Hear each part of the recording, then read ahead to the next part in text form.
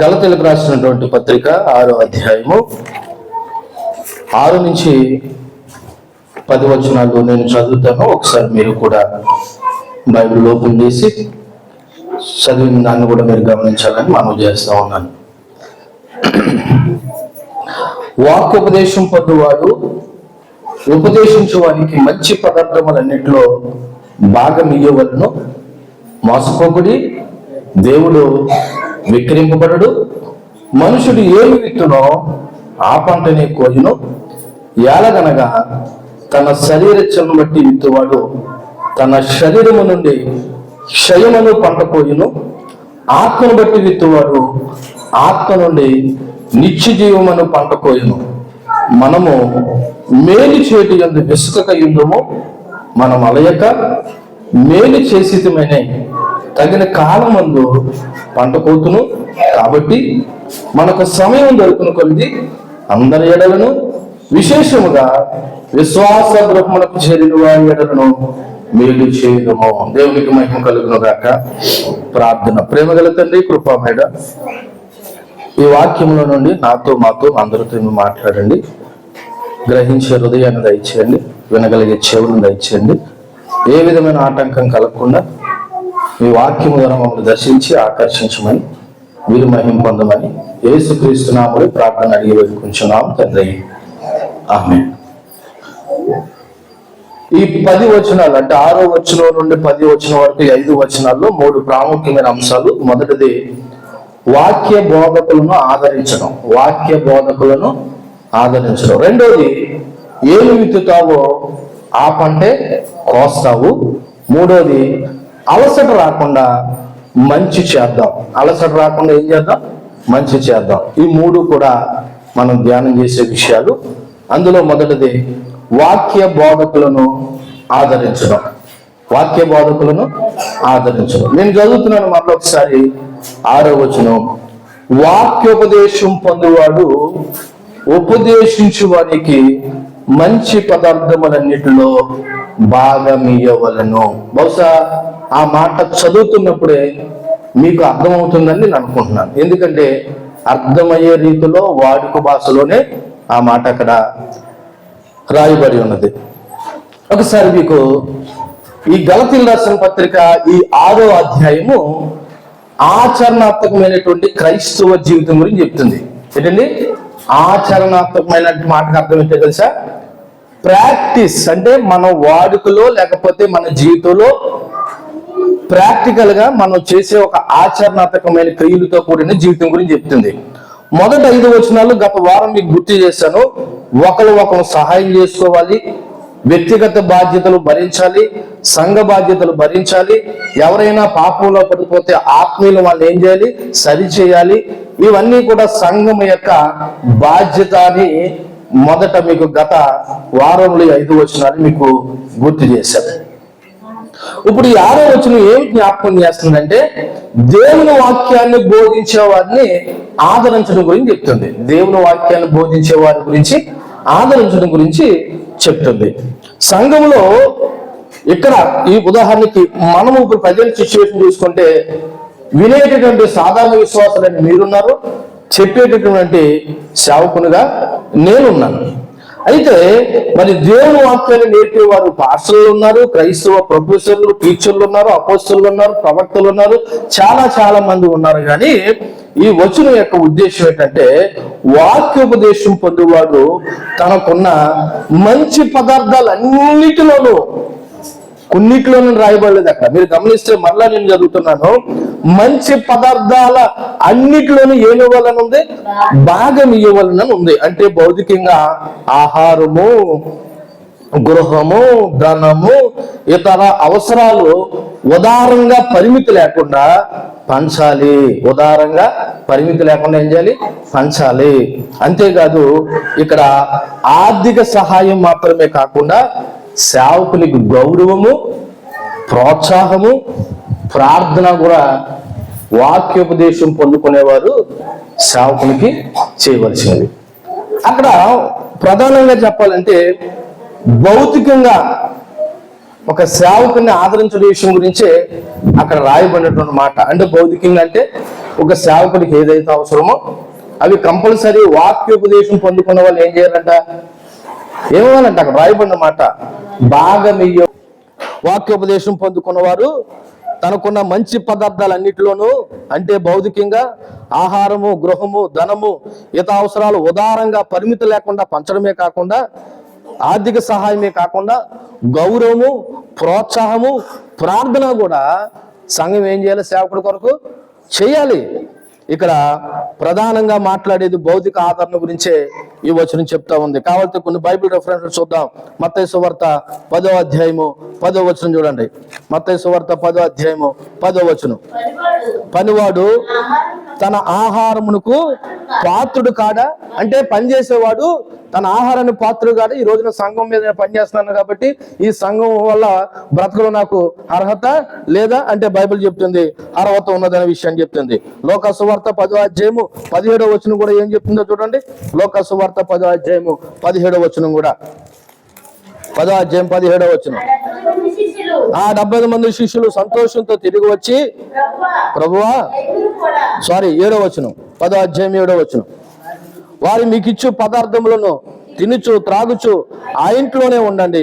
పనివాడు తన జీతానికి పాత్రుడు, ఇంటింటికి తిరగొద్దు. ఒకవేళ ఎవరింటికైనా మీరు వెళ్తే ఆ ఇంట్లో ఉన్నటువంటి పదార్థాలన్నింటిలో మీరు తినండి, ఎందుకంటే మీరు పని చేస్తున్నారు కాబట్టి మీరు ఇంటింటి తిరగొద్దు అనే విషయాన్ని జ్ఞాపకం చేస్తున్న మాట. అలాగే కొరింథీయులకు రాసిన మొదటి పత్రిక 9వ అధ్యాయము 14వ వచనం కూడా చూడండి. కొరింథీయులకు రాసినటువంటి మొదటి పత్రిక 9వ అధ్యాయము 14వ వచనం. అలాగున సువార్త ప్రచురించే వారు సువార్త వలన జీవింపవలనని ప్రభు ఏం చేశాడు, నియమించాడు. మీకు సువార్త చెప్పడం వల్ల ఆ సువార్తను బోధించేవాడు, ఆ సువార్త పొందుకునేవాడు వల్ల ఏం చేస్తారంట, బ్రతకాలని, జీవించాలని ప్రభు ఏం చేయాడంట, నియమించాడు. తిమోతికి రాసినటువంటి మొదటి పత్రిక 5వ అధ్యాయము 17వ వచనం కూడా జ్ఞాపకం చేసుకోండి. 5వ అధ్యాయం 17వ వచనం.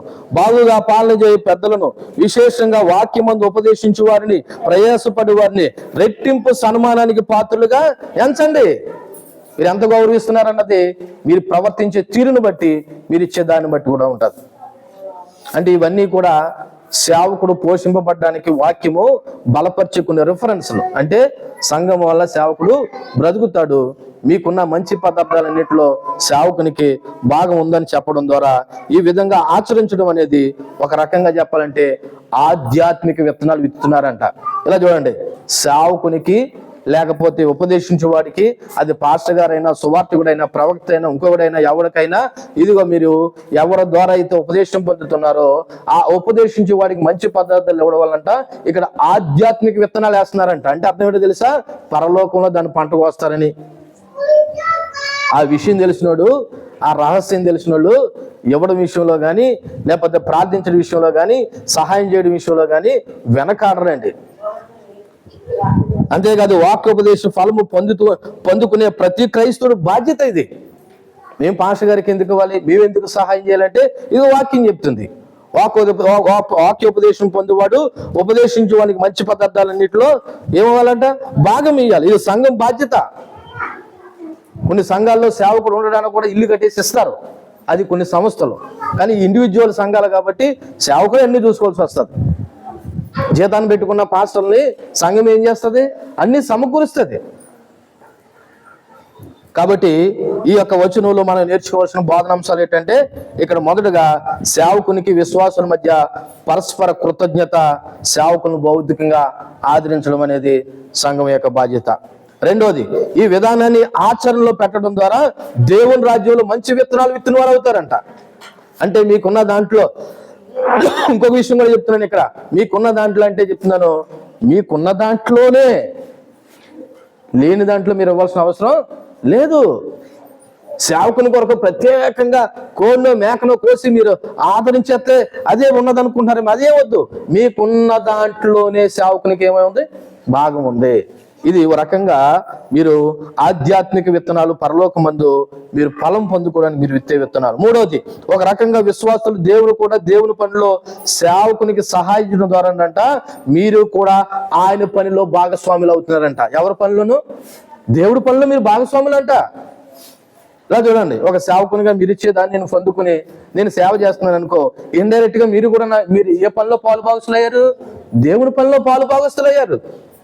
అంటే మీరు వెళ్ళి ఎలాగ వాకింగ్ చెప్పలేరు, మీరు వెళ్ళి ఎలాగ సువార్త చెప్పలేరు, మీరు వెళ్ళి ఎక్కడ ఏది చేయలేరు. కానీ సేవకుడికి ఇవ్వడం ద్వారా, సేవకుని పెట్టడం ద్వారా ఇండైరెక్ట్ గా దేవుని పనిలో కూడా మీరు ఏమయ్యారు?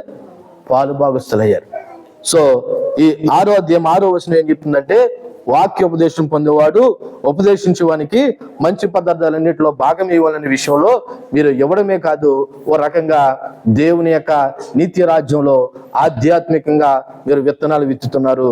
అంతేకాదు ఇండైరెక్ట్ గా మీరు కూడా దేవుని పనిలో పాలు భాగస్తులై ఉన్నారనేది ఈ 6వ వచనం చెప్తుంది. ఇక 7వ వచనం 8వ వచనం ఏం చెప్తుందంటే, నువ్వు ఏది విత్తుతావో అదే కోస్తావు. ఇది ఒక ఫార్ములా ఏంటి? ఇది ఒక ఫార్ములా. ఫార్ములా అంటే ఏంటి? ఫార్ములా అంటే ఏంటి? యాక్షన్కి తిరిగి రియాక్షన్. చూడండి ఒకసారి 7వ వచనం, మోసపోకండి, దేవుడు వెక్కిరింపబడు, మనుషుడు ఏమి విత్తునో ఆ పంటనే కోయను. ఒక్కసారి ఇలా ఆగండి. 6వ వచనం దేని గురించి చెప్పాడు? ఉపదేశించి వాడికి మంచి పదార్థాలు ఇమ్మని. 7వ వచనం ఏం చెప్తున్నాడు? మోసపోకుండా మనుషుడు ఏం విత్తుతాడో. అసలు దానికి దీనికి సంబంధం ఏంటి? అసలు ఆ వచనం వెంటనే ఈ వచనం ఎందుకు రావాలా? అక్కడేమో ఇవ్వడం గురించి చెప్పాడు, అదే సేవకుడికి బాగా మంచి దాంట్లో బాగా ఇవ్వాలని గురించి చెప్పాడు. మరి వెంటనే చెప్పి 7వ వచనంలో ఎందుకు ఇలా చెప్పాడంటే ఉంది, దీనికి కారణం ఉంది. ఏదో తెలుసా కారణం? ఈ వచనం ఈ సందర్భంలో చెప్పడం ద్వారా ఒక ముఖ్యమైన వాస్తవికతను గుర్తు చేస్తున్నాడు ఇక్కడ. అది ఏమిటంటే, పై వచనంలో అనగా 6వ వచనంలో సహాయానికి విశ్వాసయోగ్యమైన సంఘ కాపరులకు లేదా పరిచారులకు లేదా బోధకులకు లేదా సువార్థికులకు లేదా మిషనరీలకు సహాయము, ఇలా ఆలకించండి, సహాయము చేయగలిగి ఉండే స్తోమత ఉండి దాన్ని చెయ్యనేరక నిరాకరించి ఒక వ్యక్తి ఆ ధనాన్ని, ఆ సమయాన్ని, ఆ గౌరవాన్ని తన శరీరేచ్ఛలకు తీర్చుకోవడం ద్వారా నువ్వు ఏదైతే విత్తుతున్నావో ఆ పంటే కోస్తావు. మళ్ళా చెప్పనా, మీకు ఇవ్వగలిగే స్తోమత ఉండి, ఇవ్వాల్సిన బాధ్యత ఉండి, స్తోమత ఉండి బాధ్యత ఉండి. మీరు అనొచ్చు, మేము ఇవ్వలేము, మాకు లేవండి అన్నది లేదు. ఎందుకని? నువ్వు ఉపదేశం పొందుకున్నావు ఆటోమేటిక్గా ఇవ్వాలా? ఇవ్వాలి. ఇంకా బాధ్యత ఇంకా లేవనడానికి లేదు. లేవనుకుంటే మీరు ఏం మానేసుకుంటున్నారు చెప్పండి? ఏమీ మానేసుకోవట్లేదు కదా? అవునా? మానేసుకున్నారా? లేదు కదా?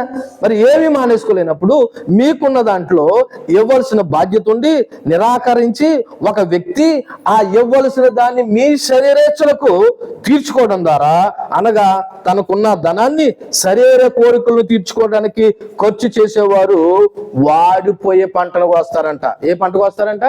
వాడిపోయే పంటను కోస్తారు. అంతేకాదు దేవుని వెక్కిరించిన వారు మోసగించిన వారు అవుతారు. అలాంటి వారు నాశనం అనే పంట కోస్తారు. ఇలాంటి వారు వారంతటా వాళ్ళే మోసపోతున్నారంట. ఎవరిని మోసం చేయట్లేదంట. ఈ 7వ వచనం ఎందుకు ఈ సందర్భంలో మోసపోకుడి, దేవుడు ఎక్కిరింపబడ్డాని ఎందుకు మాట్లాడారంటే, ఈ రోజున ఇచ్చే స్తోమత ఉండి, ఇవ్వవలసిన బాధ్యత ఉండి ఈ రోజున చాలా మంది ఏం చేయట్లేదు, ఇవ్వట్లేదు. వాళ్ళు ఏమనుకుంటున్నారు తెలుసా? మీరు బాగానే ఇవ్వట్లేదు, మేము బాగానే ఇచ్చేస్తాం అనుకుంటున్నారు. లేదు లేదు, మీరు మోసపోతున్నారు. మీరు ఏం చేస్తున్నారు? మోసపోతున్నారు. మీరు మోసపోతున్నారు. దేవుడు ఏమి మోసపోడు. వాకోపదేశం పొందేవానికి మీ మంచి పదార్థాలన్నింటిలో ఇవ్వాల్సిన బాధ్యత ఉండి, అది తెలుసుండి ఇవ్వకుండా ఉంటున్నారంటే ఎవరు మోసపోతున్నారు? ఇవ్వని వాళ్ళే మోసపోతున్నారు. అందుకే మోసపోకుడి, దేవుడు ఏమి వెక్కిరింపబడు, మనుషుడు ఏమి విత్తునో ఆ పంటే కోస్తాడు. అంటే ఇవ్వాల్సిన బాధ్యత తెలుసుండి ఇవ్వకుండా ఆ ఇవ్వాల్సిన ధనాన్ని, సమయాన్ని, లేదా ఇంకొకటి నీ తలాంతులను నీ శరీరేచ్ఛలకు, నీ శరీర కోరికలు వాడుకుంటున్నా చూసావా? అంటే నీ వ్యక్తిగత శరీర కోరికలు నెరవేర్చుకోవడానికి ఆ ధనాన్ని, ఆ సమయాన్ని, లేకపోతే ఆ తలాంతులు వాడుకుంటున్నా చూసావా? దానివల్ల నువ్వు ఏ పంట కోస్తావు తెలుసా? ఇదిగో నాశనం అయిపోయే పంటను కోస్తావు. ఇలాంటి వారు మోసపోతున్నారని అర్థం. దేవుడు వెక్కిరింపబడిన మాటకు అర్థం ఏంటంటే, ఇలాగ దేవుని ఎరిగామని, మేము మారు మనసు పొందామని, మేము యేసుక్రీస్తు శిష్యులమని, మేము పరిశుద్ధాత్మను పొందుకున్నామని చెప్పుకుంటూ ఇలా బుద్ధిపూర్వకంగా దేవునికి ఇవ్వకుండా, లేదా శరీర సంబంధమైన విత్తనాలు, లేకపోతే మీ శరీర కోరికలు తీర్చుకోవడం ద్వారా మీరు ఇచ్చే విత్తనాలన్నీ కూడా శరీర సంబంధమైన విత్తనాలు. ఒకసారి యోబు గ్రంథం 4వ అధ్యాయము 8వ వచనం చూడండి. యోబు గ్రంథము 4వ అధ్యాయము 8వ వచనం. 4వ అధ్యాయం 8వ వచనం ఏముంది? నేను చూసినంత వరకు అక్రమమును దున్ని కీడును విత్తువారు దాన్నే కోస్తారు. అక్రమమును ఏం దున్నుతారంట? వాళ్ళు క్రమాన్ని కాదు, అక్రమాన్ని దున్నుతున్నారంట. ఏమి ఎత్తుతున్నారంట? కీడుని ఎత్తుతున్నారంట. మరి ఏ పంట పోస్తారు? ఏ కోస్తారు? అవును, ఏ కీడని విత్తావో ఆ పంటే కోస్తావు. నువ్వు మంచి విత్తితే మంచి కోస్తావు, ఒకవేళ చెడు విత్తితే చెడు కోస్తావు. మరి ఇక్కడ మీకు ఏమర్థమైంది? ఒక సేవకునిక లేదా ఒక సంఘంలో ఉన్న మీరు ఏమి ఇస్తున్నారు? ఈ సేవకుని విషయంలో కానీ దేవునికి ఇవ్వడం విషయంలో కానీ మీకు మరలా చెప్తున్నాను, ఇవ్వడం అంటే ఒక ధనం ఒకటి మీరు ఆలోచించొద్దని నేను ఎప్పుడు చెప్తాను. ధనము, సమయము, ఇంకోటి శ్రమ. మీరు దేవుని కొరకు ఎంత కష్టపడుతున్నారు? దేవుని కొరకు ఎంత సమయాన్ని వెచ్చిస్తున్నారు? దేవునికి కొరకు ఎంత ధనాన్ని వెచ్చిస్తున్నారు? ఇవన్నీ కూడా మీరు ఆలోచన చేయండి. ఇంకో విషయం చెప్పనా, ఇవన్నీ ఇవ్వాలి చేయాలని తెలుసా మీకు? చెప్పండి, తెలుసా తెలీదా? తెలుసుండు కూడా మీరు ఇవ్వట్లేదంటే మీరు ఏం చేస్తున్నారనమాట? ఏ పంట ఏ విత్తనాలు విత్తున్నారు? చెప్పండి, మీ నోటితో మీరు చెప్తే బాగుంటుంది. మళ్ళీ నేను చదవన 7వ వచనం, మోసపోకండి, దేవుడు ఎక్కిరింపబడు, మనుషుడు ఏమి విత్తునో ఆ పంటే కోయను. మీరు శరీర సంబంధమైన విత్తితే ఏం చేస్తారు? శరీర సంబంధమైన పంటే కోస్తారు. ఆత్మ సంబంధమైన పంట విత్తితే ఆత్మ సంబంధమైన ఫలాలు పొందుతారు. మీకు ఇందాక చెప్పాను, సేవకునికి కానీ పరిచర్యకి కానీ మీరు ఇచ్చే దాంట్లో అది మీరు ఇండైరెక్ట్ గా దేవుని పనులు ఏమై ఉన్నారో పాలు భాగస్తులు అన్నారు. అంటే మీరు ఇచ్చే విత్తనాలు ఏ సంబంధమైనవి? ఆత్మ సంబంధమైన విత్తనాలు. ఇది తెలుసుండి కూడా మీరు చేయట్లేదు అనుకో, మీరు ఏ విత్తనాలు విత్తున్నారనమాట? శరీర సంబంధమైన విత్తనాలు విత్తున్నారు. దీనికి ఆపోజిట్ చెప్తున్నాను చూడండి. ఆపోజిట్ అంటే ఒక వ్యక్తి తన నిధులు అనే మాటకు అర్థం ఏంటి? అన్నీ వచ్చేస్తాయి ఇందులో. దేవుని పనిని ప్రోత్సహించడానికి లేదా ఆత్మను సంతృప్తిపరచుటకు, తన సొంత ఆత్మీయ ఎదుగుదల పెంపొందించుటకు విత్తిన ఎడల ఆ వ్యక్తి అంట నిత్య జీవం అనే పంట కోస్తాడంట. ఏ పంట కోస్తాడంట? నిత్య జీవం అనే పంట కోస్తాడు. ఈ సందర్భంగా ఉదాహరణగా చెప్తున్నాను, ఒక క్రైస్తవ విశ్వాసి తనకు కలిగిన నిధులను శరీర సంబంధమైన వాటికి విత్తితే శరీర సంబంధమైన పంట కోస్తాడు. ఆత్మ సంబంధమైన వాటికి విత్తితే నిత్య జీవం అనే పంట కోస్తాడు. జీవితం అంట ఒక వ్యవసాయ క్షేత్రం లాంటిదంట, అంటే ఒక పొలం లాంటిదంట. ఆ పొలంలో నువ్వు ఏమి విత్తితే ఆ పంటే కోస్తావు. అంటే మనం తీసుకునే నిర్ణయాలు, పనులు, మాటలు, ధనవ్యయము ఇవన్నీ విత్తనాలే. కాబట్టి నువ్వేమి విత్తితే నువ్వు ఆ పంటే కోస్తావు. కాబట్టి ఇక్కడ నువ్వు ఏమి విత్తుతున్నావు అన్నది ముఖ్యం. ఒకసారి ప్రశ్నించుకోండి, మీరు ఏమి విత్తుతున్నారు అన్నది ముఖ్యము. అంటే దానికి తగిన విధంగా మీ చర్య ఫలితం ఉంటుంది. ఇది భయపెట్టడానికి చెప్పట్లేదు, కానీ మనల్ని దేవుడు మంచి మార్గంలో నడిపించడానికి ఈ మాటలు చెప్తున్నాడు. ఒకవేళ ఇంతవరకు మోసపోయి ఉంటే మోసపోవద్దని చెప్పడానికి ఈ వచనం చెప్తున్నాడు. మళ్ళీ చెప్తున్నాను, 6వ వచనంలో మీ సేవకుని మంచి పదార్థాలన్నిట్లో ఇవ్వమని చెప్పి 7వ వచనంలో నువ్వు ఏ విత్తుతావో అదే కోస్తావని చెప్పడానికి కారణం ఏంటి తెలుసా? ఇవ్వవలసిన బాధ్యత ఉండి ఇవ్వకుండా, చేయవలసిన బాధ్యత ఉండి చేయకుండా, పెట్టవలసిన బాధ్యత ఉండి పెట్టకుండా, కష్టపడవలసిన బాధ్యత ఉండి కష్టపడకుండా, దేవునికి సమయం ఇవ్వాల్సిన బాధ్యత ఉండి ఇవ్వకుండా మీరు చేసే విత్తనాలన్నీ కూడా శరీర సంబంధమైన విత్తనాలు అవుతాయి. అప్పుడు ఏ పంటకు వస్తారో దేవుని రాజ్యంలో? అసలు పంటే లేదు నన్ను అడిగితే. కానీ ఆధ్యాత్మికంగా మీరు అన్ని బాధ్యతలు నిర్వర్తించారనుకో, మీరు ఆత్మ సంబంధమైన పంట కోస్తారు. ఈ 7వ వచనం ఏం జ్ఞాపకం చేస్తుందంటే, దేవుని న్యాయము, ఆయన సార్వభౌమాధికారం. అంటే దేవుడు ఇలా ఎందుకు చేశాడు అనడానికి నువ్వు విత్తనాలను బట్టి దేవుడు చేశాడు. రెండోది, ఇక్కడ విత్తడం కోయడం చాలా ప్రాముఖ్యమైనది. విత్తడము కోయటము.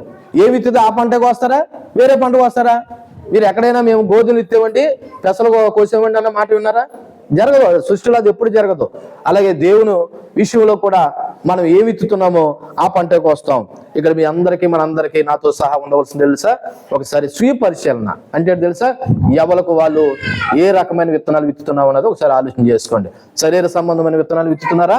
ఆత్మ సంబంధమైన విత్తనాలు విత్తుతున్నారా? ఇక్కడ ప్రాముఖ్యమైన విషయం తెలుసా? ఇక్కడ మనం అందరం కూడా ఆత్మ ద్వారా జీవించడం చాలా ప్రాముఖ్యం. దేని ద్వారా జీవించడం?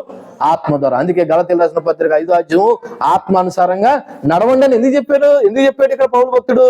ఎందుకంటే ఆత్మానుసారులే ఆత్మ సంబంధమైన విత్తనాలు విత్తుతారు. నేను అప్పుడప్పుడు అనుకుంటాను, వీళ్ళు ఎందుకు ఇలా ఉంటున్నారు, వీళ్ళు ఎందుకు ఇలా ప్రవర్తిస్తున్నారు, వీళ్ళు ఎందుకు ఇలా ఇవ్వట్లేదు, వీళ్ళు ఎందుకు ఇలా చేయట్లేదు అంటే ముందు వాళ్ళ ఆత్మానుసారంగా నడుచుకోవట్లేదు. రకంగా చెప్పాలంటే వారు మనసు పొందట్లేదు, అందుకే వాళ్ళు అలా ప్రవర్తిస్తున్నారు. కానీ ఆత్మానుసారులు అయితే ఎవడ విషయంలో అయినా, ప్రార్థన చేయడం విషయంలో అయినా, పరిచర్య చేయడం విషయంలో అయినా, లేకపోతే దేని విషయంలోనైనా వాళ్ళ ఆత్మ సంబంధమైన విత్తనాలే విత్తుతారనే విషయాన్ని జ్ఞాపకం చేసుకోండి. ఇప్పుడు ఆ 8వ వచనాన్ని కొద్ది వివరంగా చెప్తున్నాడు. ఎలాగనగా తన శరీరచలను బట్టి విత్తువాడు తన శరీరము నుండి క్షయమనే పంట కోస్తాడు, ఆత్మను బట్టి విత్తువాడు ఆత్మ నుండి నిత్య జీవమును పంట కోస్తాడు అని అక్కడ రాయబడి ఉంది. వివరణ ఇస్తున్నాడు. అంటే మోసపోకు, దేవుడు ఎక్కిరింపబడ్డు, నువ్వు ఏమి విత్తుతావో ఆ పంటే కోస్తావు అన్న దానికి ఇప్పుడు ఆ పంట గురించి చెప్తున్నాడు. ఒకవేళ శరీర సంబంధమైన పంట విత్తేవనుకో శరీర సంబంధమైన పంటే కోస్తావు, ఆత్మ సంబంధమైన పంట విత్తేవనుకో ఆత్మ సంబంధమైన పంటే కోస్తావు అంటున్నాడు. ఏంటి ఆ పంట అన్న విషయాలు ఒకసారి మీకు జ్ఞాపకం చేస్తాను. మొదటగా శరీరచలను బట్టి అని రాయబడినది. ఏంటండి? శరీరచలను బట్టి. ఏంటంటే శరీరచలను బట్టి మానవ స్వభావము, పాపపు కోరికలు, స్వార్థము, లౌకిక ఆనందాలు, దేవునికి వ్యతిరేకమైనవన్నీ కూడా శరీరాన్ని బట్టి కలిగినయే. ఓ రకంగా చెప్పాలంటే గలతీయులకు రాసిన పత్రిక 5:19 శరీర కార్యాలు స్పష్టమైనవి అని ఉన్నాయి కదా. అవన్నీ కూడా ఏంటంట? శరీరచను బట్టి కలిగినవే. దీనివల్ల ఫలితం ఏంటంట? క్షయమగు పంట కోస్తామంట. అంటే ఏ పంట? నాశనం అయిపోయే పంట కోస్తాం. ఇక్కడ ప్రజెంట్ ఫ్యూచర్ కూడా చెప్తాను. ఒకవేళ నువ్వు శరీర సంబంధమైన విత్తనాలు విత్తేవనుకో మనశ్శాంతి ఉండదంట, సంబంధాలు సరిపోతాయంట, ఆరోగ్యం కూడా క్షీణిస్తుందంట, భౌతికంగా ఇబ్బందులు కలుగుతాయి. కారణం దేవుడు నేను శిక్షిస్తున్నాడని అనుకోకు, నువ్వు విత్తే విత్తనాల వల్ల అటువంటి పంటకు వస్తున్నావు. అది గమనించు. ప్రతిదానికి దేవుడిని ఆపాదించి దేవుడు ఇది చేశాడని అనుకో. మీకు మరలా చెప్తున్నాను, మనలో చాలా లోపాలకి, పాపాలకి, వ్యాధులకి, ఇబ్బందులకి కారణం మన వ్యక్తిగత పాపాలే. ఎందుకని నువ్వు ఏ రకమైన విత్తనాలు విత్తున్నావు? మళ్ళీ చెప్పండి మీ నోటితో. శరీర సంబంధమైన విత్తనాలు విత్తడం వల్ల మనశ్శాంతి ఉండకపోవచ్చు, సంబంధాలు చెడిపోవచ్చు, కుటుంబాల్లో ఇబ్బందులు రావచ్చు, అంతేకాదు ఇదిగో మరి అనారోగ్యం కూడా రావచ్చు. ఇంక ఫ్యూచర్ చెప్పమంటారా? ఫ్యూచరు అందరికీ ఫ్యూచర్ తెలుసుకుని ఉంటుంది కదా. ఈ శరీరచలను బట్టి విత్తే వాళ్ళంట నిత్య నాశనము, శాశ్వత మరణం పొందుకుంటారంట. ఇకపోతే ఆత్మను బట్టి అనే దాని గురించి చెప్తే, అనగా పరిశుద్ధాత్మ మార్గదర్శకత్వంలో దేవుని ఆజ్ఞకు లోపడటం ద్వారా, ఆచరించడం ద్వారా, గలతీయులకు రాసిన పత్రిక 5:22 ఆత్మ ఫలము కనబరచడం ద్వారా, వాళ్ళు వాక్యము చదవడం ద్వారా, ప్రార్థన చేయడం ద్వారా ఫలితంగా వాళ్ళు నిత్య జీవం అనే పంట వస్తారు. వాళ్ళు ఇప్పుడు కూడా దేవుని కృపలో మనశ్శాంతి కలిగి ఉంటారు, ఏమున్నా లేకపోయినా. అంతేకాదు ఫ్యూచర్లో కూడా ఏం పొందుకుంటారంటే నిత్య జీవనం పొందుకుంటారు. కారణం వాళ్ళ ఆత్మను బట్టి విత్తనాలు విత్తుతున్నారు. ఏంటి ఆత్మను బట్టి విత్తనాలు విత్తడం? వాళ్ళ ఆత్మ ఫలాలు ఫలిస్తారు, పరిశుద్ధాత్మ యొక్క నాయకత్వంలో లోబడతారు, ప్రార్థన చేస్తారు, వాక్యం చదువుతారు, పరిచర్య ధర్మానికి లోబడతారు, వాక్యానుసారంగా బ్రతకడానికి వాళ్ళు ఆశ చూపిస్తారు. అంటే వాళ్ళు ఏ విత్తనాలు విత్తారనమాట? ఆత్మను బట్టి విత్తే విత్తనాలు ఇస్తారు. కాబట్టి వాళ్ళ ఆత్మ సంబంధమైన జీవం, నిత్య జీవం అనే పంట కోస్తారు. ఇక్కడ ఒక ప్రాముఖ్యమైన నోటు ఒకటి చెప్పాలి. ఏటా నోటు తెలుసా? మంచి పనుల ద్వారా పాప విముక్తి కలగదు. మంచి పనులు అంటే ఏంటి? చాలా ఉన్నాయి మంచి పనులు. అన్నదానం, నేత్రదానం, లేకపోతే ఏమున్నాయి కదా దానాలు, ఇలాంటివన్నీ మంచి పనులే కదా. ఇలా మంచి పనులు చేయడం ద్వారా పాప విముక్తి రాదు. కానీ ఆత్మానుసారంగా నడిస్తేనే ఇక్కడ జీవితం మారుతుంది, నిత్య జీవం కూడా దొరుకుతుంది. ఆత్మానుసారంగా జీవిస్తేనే, ఆత్మానుసారంగా అంటే నీ ఆత్మ కాదు, పరిశుద్ధాత్మానుసారంగా జీవిస్తేనే నువ్వు జీవితము మారుతుంది, నిత్య జీవం కూడా పొందుకుంటావు. ఇలా జీవించిన మనుషులే తర్వాత నిత్య జీవాన్ని వారసత్వంగా పొందుకుంటారంట. అంటే ఈ భూమి మీద ఉండగా ఎవరైతే ఆత్మానుసారంగా నడుస్తారో వాళ్ళే నిత్య జీవం ఏం పొందుకుంటారంట? నిత్య జీవం పొందుకుంటారంట. అవునో కదా? ఒకసారి రోమిలికి రాసిన పత్రిక 2వ అధ్యాయము 7వ వచనం చదవండి, లేదా 7 నుంచి 10 వచనాలు చదువుతాం. రోమిలికి రాసిన పత్రిక 2వ అధ్యాయము 7 నుంచి. సత్క్రియను ఓపికగా చేయొచ్చు. ఏంటండి సత్క్రియ అంటే? ఏ క్రియ అది? ఎప్పుడు ఓపిక అంటే? ఎప్పుడు చచ్చిపోయిన తర్వాత ఇప్పుడు చేయాలా? మంచిగా ఓపికగా చేయొచ్చు. మహిమను, ఘనతను, అక్షయతను వెదుకు వారికి. ఏంటంటే మహిమ, ఘనత, అక్షయత వెదుకు వారికి ఏం పొందుకుంటారంటండి? మరి ఏటి మహిమ, ఏటి ఘనత, ఏటి అక్షయత అంటే శరీర సంబంధమైనవా, ఆత్మ సంబంధమైనవా? మరి ఆత్మ సంబంధమైన విత్తుతున్నావా, నువ్వు శరీర సంబంధమైన విత్తుతున్నావా?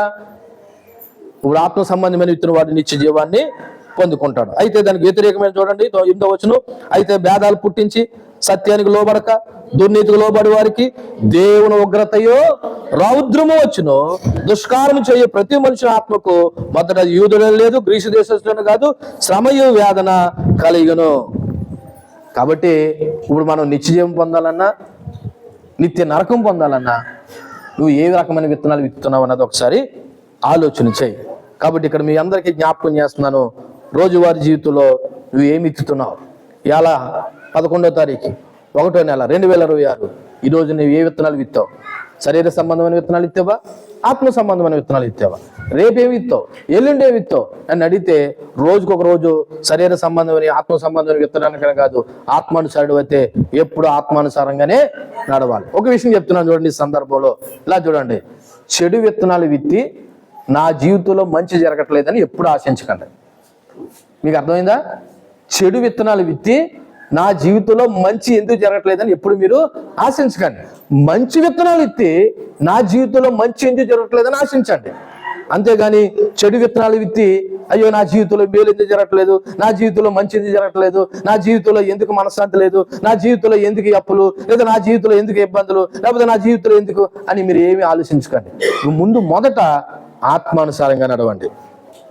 నీ ధనాన్ని, నీ సమయాన్ని, నీ శక్తి ఎక్కడికి వెళ్తున్నాయి, దేనికి ఖర్చు పెడుతున్నావు, ఎవరికి ఇస్తున్నావు అన్నది కూడా చాలా ఇంపార్టెంట్. నీ నిర్ణయాలు దేవుని రాజ్యాన్ని సహాయపడుతున్నాయా, లేదా నువ్వు తీసుకునే నిర్ణయాలు అడ్డంకిగా ఉన్నాయా? 4వది, రక్షణ కృప ద్వారా వస్తుంది, కానీ రక్షింపబొందిన ప్రతి ఒక్కరూ కూడా జీవితం ఆత్మానుసారంగా జీవించాలి. పూర్తిగా ఒక మాటలు చెప్పాలంటే మన యొక్క జీవితము ఒక విత్తనాల క్షేత్రము. అంటే ఏ విత్తనాలు అయితే విత్తుతామో ఆ పంటే కోస్తామనేది ఈ మాట చెప్తూ ఉంది. కాబట్టి ఒక క్రైస్తవునిగా ప్రభువుని నమ్మి విశ్వసించిన దానిగా నువ్వు శరీరానుసారంగా నడుస్తున్నావో ఆత్మానుసారంగా నడుస్తున్నావో ఆలోచన చేయి. ఏదైనా ఏ పంట అయితే విత్తుతావో ఆ పంటే కోస్తావు అనేది ఆ 7, 8 వచనాలు. ఇకపోతే 9, 10 వచనాలు కూడా ఒకసారి ఆలోచన చేద్దాం. 9వ వచనం 10వ వచనం ఏం చెప్తుంది తెలుసా? అలసట రాకుండా మంచి చేయడం అంట. ఏం రాకుండా? అలసట రాకుండా. ఎందుకు అలసట వస్తుందో చూద్దాం. చూడండి 9వ వచనం, మనము మేలు చేటి యందు విసుగక యుందుము, మనము అలయక మేలు చేసితమని తగిన కాలం మంది ఏం కోస్తామంట? ఏం చేస్తానంట? మేలు చేసినందుకు తగిన కాలం మంది ఏం కోస్తామంట? పంట. ఒకసారి దీని అర్థం కూడా చూద్దాం. విశ్వాసులు దేవుని ఆత్మ కలిగి ఉన్నందుకు, ఇలా చూడండి, విశ్వాసులు దేవుని ఆత్మ కలిగి ఉన్నందుకు వాళ్ళు చేసే మంచి పనులే వాళ్ళు దేవుని ఆత్మను కలిగి ఉన్నారనడానికి రుజువు అంట. వాళ్ళు చేసే మంచి పనులే వాళ్ళు దేవుని ఆత్మను కలిగి ఉన్నారన్నందుకు రుజువు.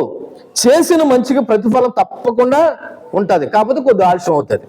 ఒకసారి కొరింథీయులకు రాసిన మొదటి పత్రిక 15వ అధ్యాయము 58వ వచనం చూడండి.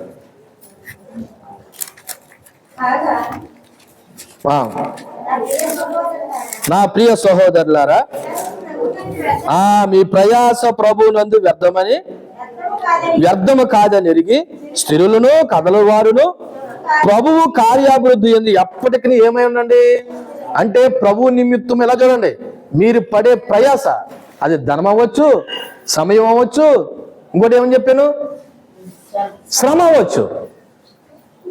ఎప్పుడు కూడా ఇది వ్యర్థము కాదు. ఎందుకని? ప్రభువునందు మీ ప్రయాస వ్యర్థం కాదని ఎరిగి ఇంకా స్థిరులను కదలను వారిగాను ప్రభు కార్యాభివృద్ధి ఎప్పటికీ కూడా ఏమై ఉండాలంట? ఆసక్తులై ఉండాలి. ఈ విషయాన్ని మీకు ప్రాక్టికల్గా ఒకసారి చెప్తాను చూడండి. ఈ వచనం మంచి చేయడంలో అలసిపోకుండా కొనసాగమని ప్రోత్సహిస్తుంది. మంచి చేయడం విషయంలో అలసిపోకుండా ఏం చేయాలంటే ఇంకా మంచి చేయాలి. అసలు ఎందుకు అలసట వస్తుందండి మంచి చేయడం విషయంలో అంటే మీకు ఉదాహరణ చెప్పనా? మంచి చేయడంలో అలసట అనే మాటకి కొన్నిసార్లు నిరాశపడడం, మంచి చేయడం మానేయడం అన్నది మనలో కలుగుతుంది. ఎందుకు చెప్పనా? ఉదాహరణకి మీకు అర్థమయ్యే చెప్తాను. నేను మీకు ఒక మేలు చేశాను. ఆ మేలు చేసినప్పుడు మీరు తిరిగి నాకు ఏం చూపించాలా? కృతజ్ఞత చూపించాలి. కానీ మేలు చేసిన నాకే మీరు వెనుపడి పడిచారు అనుకో, అనవసరంగా మనిషికి ఏం చేశాను? మేలు చేశాను. ఇక మెదటి నుంచి నేను ఎవ్వరికి ఏం చేయకూడదు అనుకుంటాను. అంటే ఒక మనిషి చేసిన దాన్ని బట్టి నాలో ఏం కలిగేసింది? ఇప్పుడు నిరాశ కలిగేసింది, అలసత్వం కలిగేసింది. ఇక మీద ఎవరికి నేను ఏం చేయకూడదు? మంచి చేయకూడదు అనే నిర్ణయానికి వచ్చేసాను. అందుకే ఇక్కడ ఏం చెప్తుందంటే మంచి చెడు విషయంలో ఆలస్యము లేదా అలసత్వము చెందకండి. ఒకవేళ నీ నుండి మేలు పొందుకున్నవారు ఒకవేళ నిన్ను నిందించవచ్చు, అవమానపరచచ్చు, వెనుపోటే పడవచ్చు, కానీ నువ్వు మాత్రం మేలు చేయడం మాత్రం మానొద్దు. ఎందుకంటే కొన్నిసార్లు ఇతరులు భారాలు మోయడము మనం చేసే మేలే, పాపంలో పడిన వారిని సరిచేయడము మనం చేసే మేలే, అంతేకాదు ఆత్మ ఫలాలను కనపరచడము మేలే. ఇవన్నీ మంచి చేయడమే. కాకపోతే ఫలితాలు వెంటనే రాకపోవచ్చు, కానీ నిరాశ చెందకుండా అలసిపోకుండా మనం ఉన్నట్లయితే దేవుడు తప్పకుండా నువ్వు చేసిన మేలుకి ప్రతిఫలం తప్పకుండా పొందుకుంటావనే విషయం 9వ వచనం చెప్తుంది. కాబట్టి మరలా చదువుతున్నాను. మనం మేలు చేటి ఎందు విసుక ఎందుము, మనం అలయక మేలు చేసిమని తగిన కాలం మంది ఏం కోస్తావంట అంటే, నువ్వు మేలు చేసావు కాబట్టి కంపల్సరీ నువ్వు ఏం కోస్తావంటే పంట కోస్తావు. కాబట్టి నువ్వు మేలు చేసిన వారు కృతజ్ఞత చూపలేదని, మేలు చేసిన వారు తిరిగి మనకి మరి సహాయం చేయలేదని నిరుత్సాహపడక, నీకు మేలు చేయడం అలవాటు కాబట్టి నువ్వు ఏం చేస్తూ ఉండాలా? మేలు చేస్తూనే ఉండాలా. వాళ్ళు నీకు సహాయం చేసినా చేయకపోయినా, నీ మీద తిరగబడకపోయినా, వాళ్ళు నిన్ను ప్రోత్సహించకపోయినా నువ్వు మాత్రం ఏం చేస్తూ ఉండాలంటే మేలు చేస్తూనే ఉండాలనే విషయాన్ని జ్ఞాపకం చేస్తున్నాడు. ఎందుకంటే మనం చేసే మంచి పని తప్పకుండా ఫలితం ఇస్తుంది. అది కొంత సమయమైనా ఎంత సమయమైనా పట్టచ్చు, కానీ ఫలితం మాత్రం తప్పకుండా ఏం చేస్తాం? పొందుతాం. ఏం చేస్తేనే? మేలు చేస్తేనే. అయితే ఈ ఫలితము ప్రస్తుతంలోనూ భవిష్యత్తులోనూ కూడా జరుగుతుందంట మేలు చేసిన వారికి. ప్రజెంట్ ఏంటి చెప్పనా? ప్రస్తుత విషయంలో ఆత్మీయ ఆశీర్వాదాలు పొందుకోవచ్చు, శాంతి సమాధానం పొందుకోవచ్చు. నీ జీవితాల్లో నువ్వు చేసే మేలును బట్టి ఇతర జీవితాల్లో కూడా మార్పు రావచ్చు. సంఘం కూడా బలోపేతం అవ్వచ్చు. సంఘం కూడా ఏమవచ్చు? బలోపేతం అవుతుంది. ఎందుకని? నువ్వు చేసే మేలు సంఘంలో ఉన్నవారు కూడా ఒకవేళ పొందుకుంటే. అందుకే ఆరాధ్యం 1వ వచనం ఏం చెప్పింది? ఒకడు ఎవడైనా తప్పిదులు ఉన్నప్పుడు వాడు సరి చేయడం కూడా మేలే. ఎవడైనా ఆ సంఘంలో ఆపదలో ఉంటే వాడికి ఆర్థికంగా సహాయం చేయడం కూడా మేలే. దీనివల్ల సంఘం కూడా ఏం పొందుతుంది? బలోపేతం పొందుతుంది. ఇది ప్రజెంట్. ఇంక ఫ్యూచర్ ఏంటో చెప్పనా? మత్తయి సువార్త 25వ అధ్యాయము 21వ వచనం చూడండి. మత్తయి సువార్త 25వ అధ్యాయము 21వ వచనం. నువ్వు చేసిన మేలుకు దేవుడు నీకు ఇచ్చేటువంటి ఒక మంచి బహుమానం, ఫలితము. 25:21 అతడు యజమానుడు, బలా నమ్మకమైన మంచి దాసుడా, నువ్వు ఈ కొంచెంలో నమ్మకంగా ఉంటివి, నిన్ను అనేకమైన వాటి మీద నియమించదును. నీ యజమాను సంతోషంలో నువ్వు కూడా ఏం పొందుతావు? అంటే ఏంటి అర్థం? నువ్వు చేసిన మేలును బట్టి దేవుడు నీకు ఏమిస్తున్నాడు? తప్పకుండా ఫలితం ఇస్తున్నాడు, బహుమానం ఇస్తున్నాడు. అందుకే మనము ఇతరులు మేలు చేయడం విషయంలో మనం ఏం చేయొద్దు? తప్పిపోవద్దు, అలసత్వం చేయొద్దు, అలసిపోవద్దు.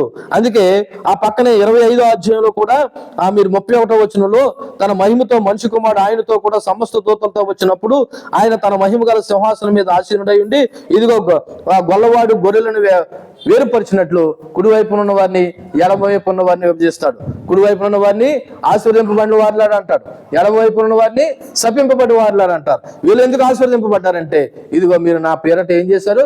ఇతరులకి మేలు చేశారు. ఆహారం లేకపోతే ఆహారం ఇచ్చారు, వస్త్రం లేకపోతే వస్త్రం ఇచ్చారు, తిండి లేకపోతే వాడు బాగోలేకపోతే వెళ్ళి పరామర్శించారు. ఇవన్నీ కూడా ఎవరి పేరట చేశారు? దేవుని పేరట చేశారు. కాబట్టి మీరు చేసిన మేలు కంపల్సరీ ఏముంటుంది? ప్రజెంట్ ఫలితం ఉన్నది, ఫ్యూచర్లో కూడా ఆయన యొక్క సంతోషంలో మనకేముంది? పాలు పంపులు ఉన్నాయి. కాబట్టి ఎప్పుడు అలయకుండా మేలు చేస్తే తగిన కాలం ముందు మంచి పంట కోస్తాం అనడానికి ఉదాహరణగా కొన్ని రిఫరెన్స్లు కూడా మీకు చెప్తున్నాను చూడండి. తెస్సలోనికీయులకు రాసినటువంటి 2వ పత్రిక 3వ అధ్యాయము 3వ వచనం. అయితే ప్రభు నమ్మదగిన వాడు, ఆయన మిమ్మల్ని స్థిరపరిచి దుష్టత్వం నుండి కాపాడును. మేము మీకు ఆజ్ఞాపించిన వాటిని మీరు చేయుచున్నారనియు ఇక చేయుదురనియు ప్రభు నందు మిమ్మల్ని గూర్చి నమ్మక కలిగి ఉన్నాము. దేవుని యందు ప్రేమయు క్రీస్తు చూపిన ఓర్పు మీకు కలిగినట్లు ప్రభు మీ హృదయాలను ప్రేరేపించును కాక. అంటే ఇతరులకు మీరు మేలు చేసే దాన్ని బట్టి దేవుడు నమ్మదగిన వాడు, తప్పకుండా మీకు ఏం చేస్తాడు? మేలు చేస్తాడు. కొరింథీయులకు రాసిన మొదటి పత్రిక 15వ అధ్యాయము 58వ వచనం ఇందాక చదివి అనుకుంటాను. యాకోబు పత్రిక 5వ అధ్యాయం 7-8 వచనాలు చూడండి. యాకోబు పత్రిక 5వ అధ్యాయము 7-8 వచనాలు. సహోదరులారా, ప్రభు రాకడ కొరకు ఓపిక కలిగి ఉండండి. ఇదిగో చూడండి, వ్యవసాయకుడు తొలకరి వర్షము కడవరి వర్షము సమకూడు వరకు విలువైన భూఫలం నిమిత్తము ఓపికతో కాచుకొనుచు దాని కొరకు కలిపెట్టుకోండి కదా. ప్రభు రాక సమీపించినది కనుక మీరును ఓపిక కలిగి ఉండండి, మీరు హృదయాల్ని సిద్ధపరచుకోండి. ఎందుకంటే మీరు చేసిన మేలుకు దేవుడు చేస్తారు, తప్పకుండా ఫలితమే ఇస్తాడనే విషయాన్ని జ్ఞాపకం చేస్తున్నాడు. ఈ సమయంలో మనకు కొద్దిగా ఏం అవసరం అంటే ఓర్పు అవసరం. ఏం అవసరం? అయ్యో మేలు చేసాము, తగిన ఫలం పొందుకోవట్లేదు, అని నువ్వేమి అలసిపోవద్దు, నిరుత్సాహం పడవద్దు. కొద్ది ఓపిక కలిగి ఉంటే దేవుడు తప్పకుండా నువ్వు చేసిన మేలుకి ఏమి ఇస్తాడు, తగిన పంట కోస్తావు అంటున్నాడు. ఈ యొక్క వచనం మనం నేర్చుకోవాల్సిన విషయాలు ఏంటంటే, మంచి చేయడం అనేది ఒక దీర్ఘకాలిక విత్తనం. అంటే ఫలితాలు వెంటనే రాకపోయినా, కనిపించకపోయినా నువ్వు ఏం చేసుకుంటూ వెళ్ళిపోవాలా, మంచి చేసుకుంటూ వెళ్ళిపోవాలి. రెండోది, ఎన్నడూ నిరాశ చెందొద్దు, అలసిపోవద్దు. మూడోది, మంచి చేయడానికి పట్టుదల కలిగి ఉండాలంటే ఏం కలిగి ఉండాలా, ఇలా చూడండి, ఏం కలిగి ఉండాలా, పట్టుదల. ఏంటి పట్టుదల? పనికిరాని విషయంలో పట్టుదల కాదు, మంచి చేయడానికి మనకి ఏముండాలా, పట్టుదల. ఈ సంవత్సరం ఎంత చేశాను మేలు, వచ్చే సంవత్సరం ఇంతకంటే ఎక్కువ చేయాలి, ఆ పై వచ్చే సంవత్సరం ఇంకెంతకంటే ఎక్కువ చేయాలని నీలో ఏమైనా పెరగలా, ఖర్చు పెరగాలి. ఎందుకు తెలుసా, నువ్వు చేసే ప్రతి మేలు ఆధ్యాత్మిక, నువ్వు అక్కడ విత్తనాలు విత్తుతున్నావు. ఎక్కడ? పరమందు. కాబట్టి మేలు చేసిన వాడు తప్పకుండా తగిన సమయం అందు ఫలం కోస్తాడంట. చివరిగా 10వ వచనం చూడండి. ఇదిగో కాబట్టి అంటే ఏంటి? కాబట్టి అంటే ఏంటి? 1వ వచనం మొదలుకొని ఈ 9వ వచనం వరకు ఇదిగో కాబట్టి మనకు సమయం దొరికిన కొలది. ఏం దొరికిన కొలది? సమయం దొరికిన కొలది అందరి ఎడలను, అందరూ అంటే సంఘం వాళ్ళే కాదు, బయట శత్రువులు కూడా ఉన్నారు, అందరి ఎడలను, విశేషంగా విశ్వాస గృహములకు చేరిన వారి ఎడలను మేలు చేయదము. విశ్వాస గృహములకు చేరిన వారి ఎడల ఏం చేద్దాము, మేలు చేయదము. ఈ వచనం క్రైస్తవుల సామాజిక బాధ్యత గురించి వివరిస్తుంది. క్రైస్తవుడు నీ మట్టుకు నువ్వు బ్రతకడానికే లేవు. గత వారం చెప్పాను, ఈ రోజున సమాజాన్ని మార్చేటువంటి బాధ్యత ఎవరి మీద ఉంది తెలుసా? క్రైస్తవుల మీద ఉంది. పై వచనంలో చెప్పబడిన మేలు చేయడానికి ఆచరణాత్మకంగా ఈ వచనం ఎలాగా బ్రతకాలన్నా చెప్తుంది. ఏంటి తెలుసా? మనం సమయం దొరికిన కొలది, అంటే మంచి చేయడానికి ఎప్పుడు అవకాశం ఉండకపోవచ్చు. సమయం దొరికినప్పుడు ఏం చేయాలి తెలిసి వెంటనే మనం మంచి చేసేయాలి, ఆలస్యం చేయకూడదు. ఆలస్యం చేయొద్దు అనే విషయాన్ని ఎఫెసీయులకు రాసిన పత్రిక 5వ అధ్యాయము 15వ వచనం చెప్తుంది. చూడండి, 5వ అధ్యాయం 15వ వచనం, దినాలు చెడ్డవు కనుక మీరు సమయాన్ని పోనీక సద్వినియోగం చేసుకొనుచు అజ్ఞానం వల్లే కాక జ్ఞానుల వల్లే నడుచుకుంటూ మనం ఎవరికి మేలు చేయాలో, ఎంతో మేలు చేయాలో అందరి వల్ల మనం ఏం చేసుకుంటా పోతాము, మేలు చేసుకుంటా పోదాం అనే విషయాన్ని జ్ఞాపకం చేస్తున్నాడు. అంతేకాదు ఈ మేలు నీకు నచ్చిన వారికే కాదు, నచ్చిన వారికి కూడా ఏం చేయాలా, మేలు చేయాలి. ఎందుకంటే ఒక చిన్న ఉదాహరణ చెప్తాను. యేసు ప్రభు ఒక రోజున కొండ మీద 5 రొట్టెలు 2 చేపలు ఎన్ని వేల మంది పెంచి పెట్టాడు? 5,000 మంది ప్రభుని నమ్ముకునే వాళ్ళు అనుకుంటున్నారా? అందులో ప్రభువు నమ్ముకోలేని వాళ్ళు కూడా ఉన్నారు. దేవుడు వాళ్ళకి కూడా పెట్టలేదా? అలాగే దేవుని పిల్లలుగా మనము అందరికీ మేలు చేయాలి. అయితే ఇక్కడ ఒక ప్రాముఖ్యమైన విషయం ఉంది. ఏంటో తెలుసా? అక్కడ మొదట విశ్వాస గృహమునకు చేరిన వాళ్ళ ఎడల ఏం చేద్దాము, మేలు చేద్దామనే విషయం ఉంది. ఎందుకంటే క్రైస్తవ సంఘము ఇది ఒక పెద్ద కుటుంబం అండి. ఏదండి? ఒక పెద్ద కుటుంబం. ఇప్పుడు నీవు, నీ భార్య, నీ పిల్లలు ఒక కుటుంబం అయితే ఇక్కడున్న మనం అందరం ఎవరము? దేవుని యొక్క కుటుంబము. కాబట్టి గలతీయులకు రాసిన పత్రిక 3వ అధ్యాయం 26వ వచనం కూడా అదే చెప్పింది మనకి. గలతీయులకు రాసిన పత్రిక 3వ అధ్యాయం 26 ఏం చెప్పింది? ఇగో యేసుక్రీస్తునందు మీరు అందరూ విశ్వాసం వల్ల దేవుని కుమారులై ఉన్నారు. అంటే ఇక్కడ ఉన్న మనం అందరం ఏమయ్యాము? దేవునికి కుమారులు కుమార్తెలు అయ్యాం. అంటే మనం అందరం ఒక విశ్వాస కుటుంబము. విశ్వాస కుటుంబం కాబట్టి మనం అందరికీ మంచి చేయాలి. అందులో సంఘములో ఉన్న వారికి మొదట ప్రాధాన్యత ఇవ్వాలి. ఎవరికి ప్రాధాన్యత ఇవ్వాలి? సంఘంలో ఉన్న వారికి. ఎందుకు మొదట ప్రాధాన్యత ఇవ్వాలంటే మంచి చేయడంలో అవకాశం ఉన్నంత వరకు మనం అందరం మంచి చేయాలి. సంఘానికి మొదట ప్రాధాన్యత ఇవ్వడం వల్ల అంటే ఎలా చూడండి, సంఘం బాగుండడం వల్ల అంటే దేవుని పని ముందు జరుగుతుందంట. మీకు ఇందాకాల నా బాధ అంతా ఎందుకు బాగుపోయాను, ఎందుకు బాగుపోయాను తెలుసా? సంఘం బాగుంటే దేవుని పని ఏం చేస్తారు? మీకు ప్రారంభంలో చెప్పాను, సంఘము సేవకుడు మాట ఆలకించి మీరు ప్రోత్సాహకరంగా ఉన్నారనుకో, సేవకుడు కూడా ఇంకేం చేస్తాడు? సంఘాన్ని ప్రోత్సాహం చేస్తాడు.